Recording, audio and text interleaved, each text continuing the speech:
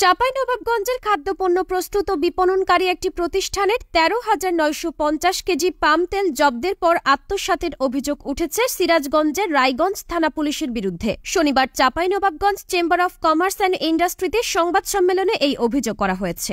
সংবাদ সম্মেলনে লিখিত বক্তব্য পড়েছেন আদর্শ গ্রুপ অফ কোম্পানির ব্যবস্থাপনা পরিচালক মোহাম্মদ সাদিকুল ইসলাম। এই সময় আরও উপস্থিত ছিলেন Chapainawabganj chamber of commerce and ইন্ডাস্ট্রির সভাপতি আব্দুল ওয়াহেদ, পরিচালক খায়রুল ইসলাম সহ আরো অনেকে। সংবাদ সম্মেলনে সাদিকুল ইসলাম দাবি করছেন, আদর্শ গ্রুপ অফ কোম্পানির প্রতিষ্ঠান আদর্শ ব্রাদার্স ভান্ডারের নামে ক্রয় করা ১৩,৯৫০ কেজি পাম তেল গত ২১শে নভেম্বর নারায়ণগঞ্জের রূপগঞ্জ থেকে নিজস্ব ট্রাকে চাঁপাইনবাবগঞ্জ আনা হচ্ছিল। পথে সিরাজগঞ্জের রায়গঞ্জ থানা পুলিশ পাম তেল সহ ট্রাকটি আটক করে। বিষয়টি নিয়ে রায়গঞ্জ থানার ওসির সঙ্গে যোগাযোগ করার পর মালামাল ক্রয়ের মেমো সহ অন্যান্য কাগজপত্রের ফটোকপি জমা দেওয়া হয়েছে, কিন্তু ওসি তেল ও ট্রাক ফেরত না দিয়ে নানা টালবাহানা শুরু করে। পরবর্তীতে জানানো হয় তেল ও ট্রাক আদালতের মাধ্যমে ফেরত নিতে হবে। পরিমাণ তেলের হলো ১৩,৯৫০ কেজি, ৭৫ ব্যারেল তেল। ওনাকে বলা হলো যে আমাদের চালানে এটা আছে গাড়িতে, আমরা তাই ওটাই দেখেছি, আমরা গাড়ির ভিডিওতে দেখেছি, যে থানায় ভিডিও করেছি, তাও দেখছি ঠিকই আছে।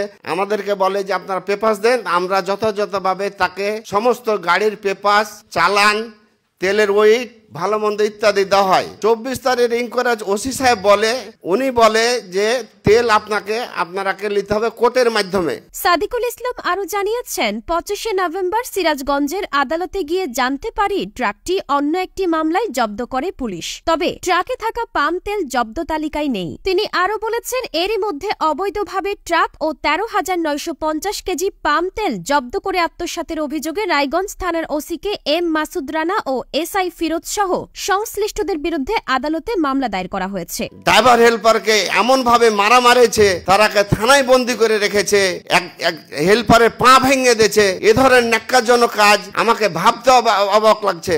আমরা SI Firoz M K Masud রানার বিরুদ্ধে আমরা ২৬ তারিখে মামলা স্টার্ট করি। রায়গঞ্জ থানার OC K M Masud Rana জানিয়েছেন, ওই ট্রাকে যে তেল পাওয়া গেছে তা একটি চোরাই গোডাউন থেকে লোড করা হয়েছে। পুলিশ তেল সহ ট্রাকটি জব্দ করে আদালতে জমা দেয়। এখন বিষয়টি আদালতের মাধ্যমে নিষ্পত্তি হবে। একই দাবি করে পুলিশের রায়গঞ্জ সার্কেলের অতিরিক্ত পুলিশ সুপার সাইফুল ইসলাম খান জানিয়েছেন, পাম তেল আত্মসাতের অভিযোগ অবান্তর। তেল আত্মসাতের কোনো সুযোগ নেই। অন্য একটি ছিনতাই মামলায় তেলগুলো জব্দ দেখিয়ে আদালতে জমা দেওয়া হয়েছে। Mines Islamic international school, Rajshahi, হিফজ মাদ্রাসা শাখা, কিন্টার ১ থেকে ৮ম শ্রেণী ও হিফজ বিভাগে আবাসিক, অনাবাসিক ও ডে কেয়ারে ভর্তি চলছে।